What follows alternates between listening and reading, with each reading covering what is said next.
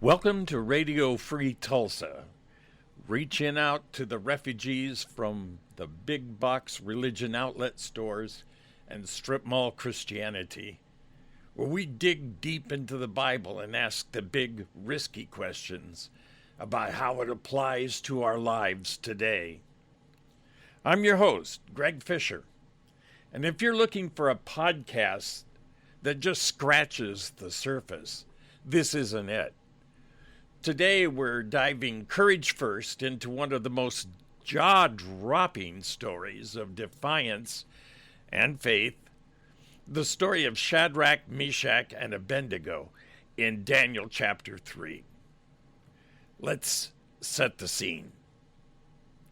It's Babylon, 6th century BC. 3 Jewish exiles, Shadrach, Meshach, and Abednego, stand before Nebuchadnezzar's golden statue. Under threat of execution by fire, they must bow down at a particular signal.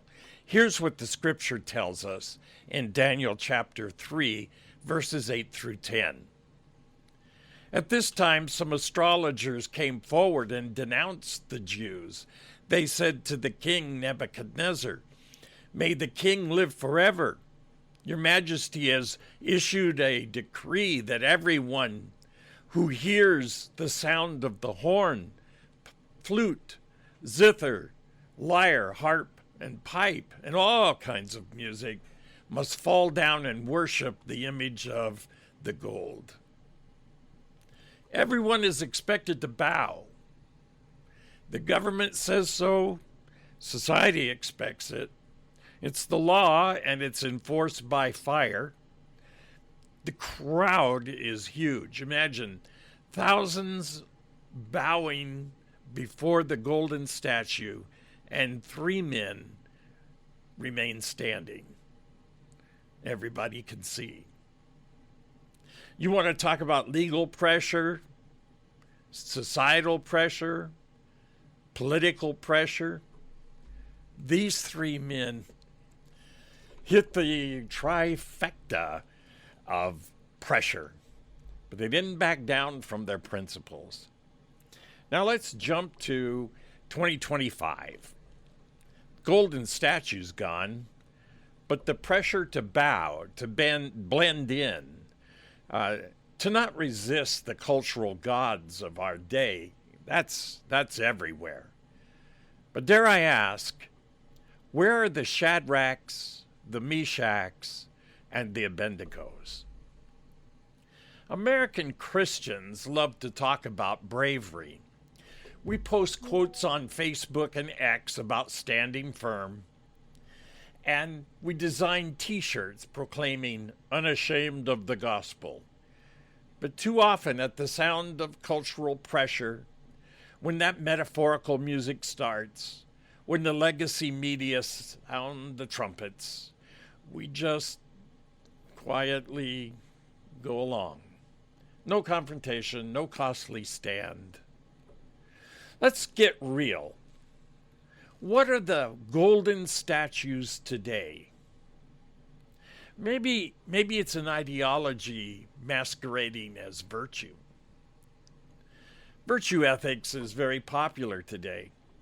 It's a moral philosophy that emphasizes the importance of character and virtues in ethical decision-making, rather than focusing solely on rules or the consequences of decisions.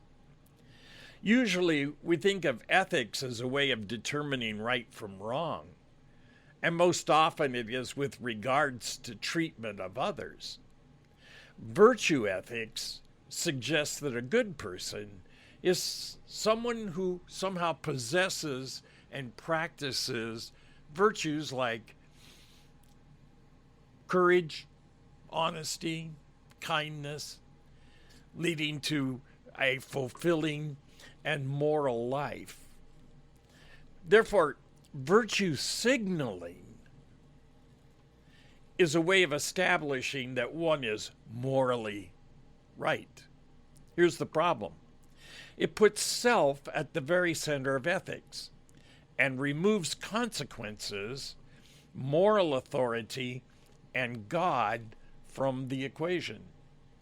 If each person's self is the sole arbiter of ethical questions, then there exists no other power or authority.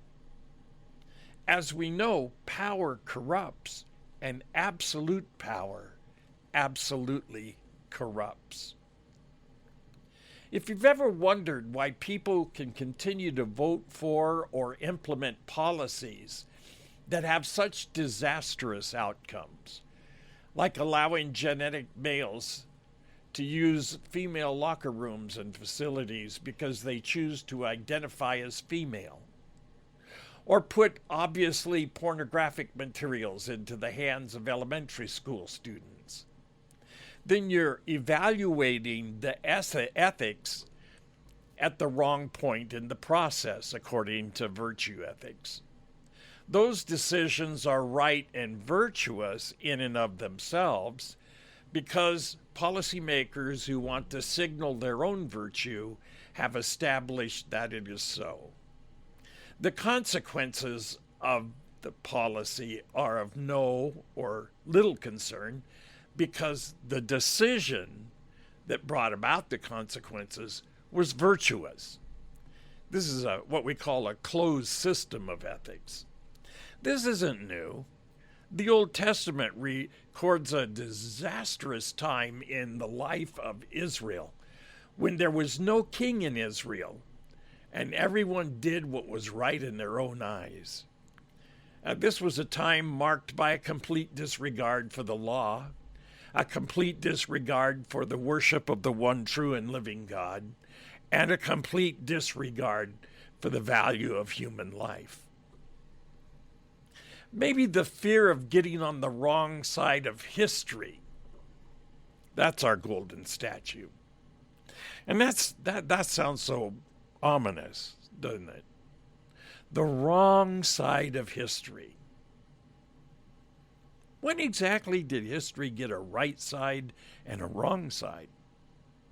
And who gets to determine which is the right side and the wrong side of history? In 1938, when British Prime Minister Neville Chamberlain returned from Nazi Germany after signing the Munich Agreement, allowing Adolf Hitler to invade the Sudetenland in exchange for promises of peace, he famously declared, "Peace for our time." Chamberlain saw himself on the right side of history, the decent side, the side of virtue. Less than a year later, Adolf Hitler would invade Poland and set off World War II. Saying you're on the wrong side of history is a fool saying.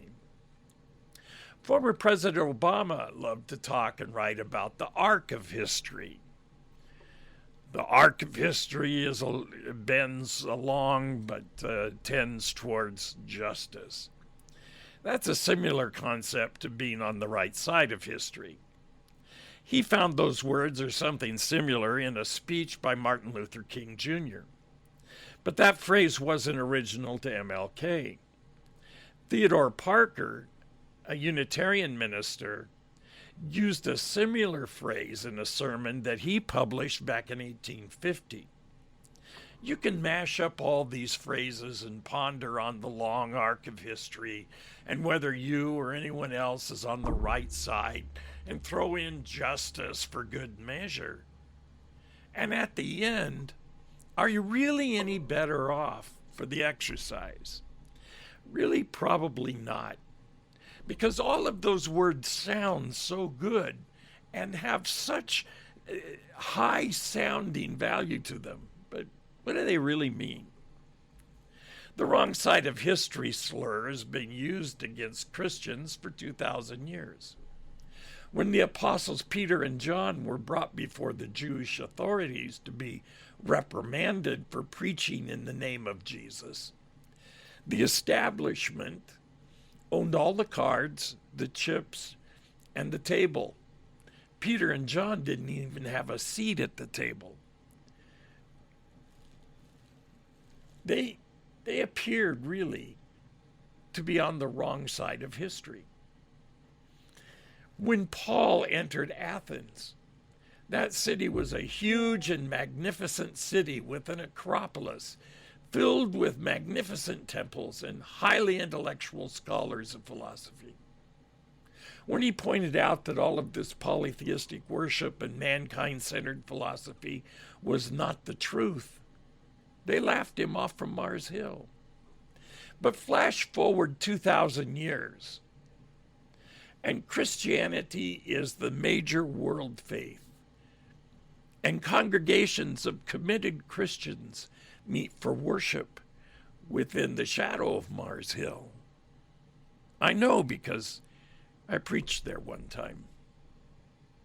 Much as maybe it's just the cost of social awkwardness or career obstacles. If we gently but clearly say, I don't agree with that. As a Christian, my faith requires that I do otherwise. The same winds blow today, cultural, political, legal, and the question echoes, will you stand or will you bow? Let's not kid ourselves. Shadrach, Meshach, and Abednego really stood out. They didn't protest loudly. They simply refused to do the forbidden. They knew a literal furnace was waiting, and they counted their faith worth more than their comfort, their reputation, their career, even their lives. What's the worst most of us are going to face? A critical coworker, a demotion, some online scorning.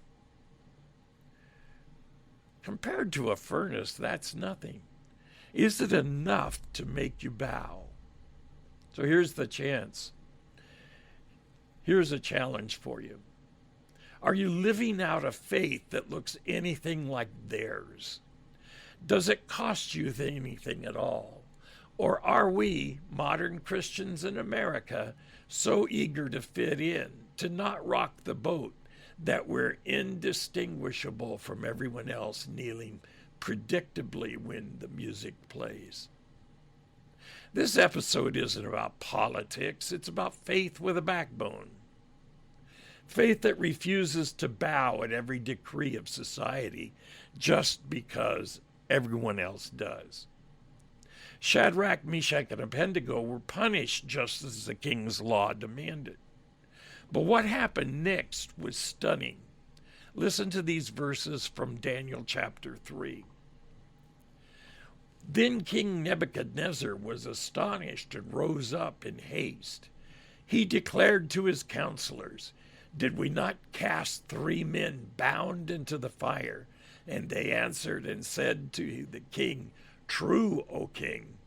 He answered and said, "But I see 4 men unbound walking in the midst of the fire, and they are not hurt, and the appearance of the 4th is like a son of God." You know, when we're thrown into the fire, there is someone there that is with us. That 4th man in the fiery furnace. That 4th man in the fiery furnace is none other than the Lord Jesus Christ. So this week, search your heart. Where do you bow when you should stand? Where have you let your fear decide your posture? And what would it look like truly to worship God alone, even when the furnace is blazing? I'm Greg Fisher, and this is Radio Free Tulsa. Next week, we'll tackle another tough question. Until then, stand tall, stand true, and don't bow.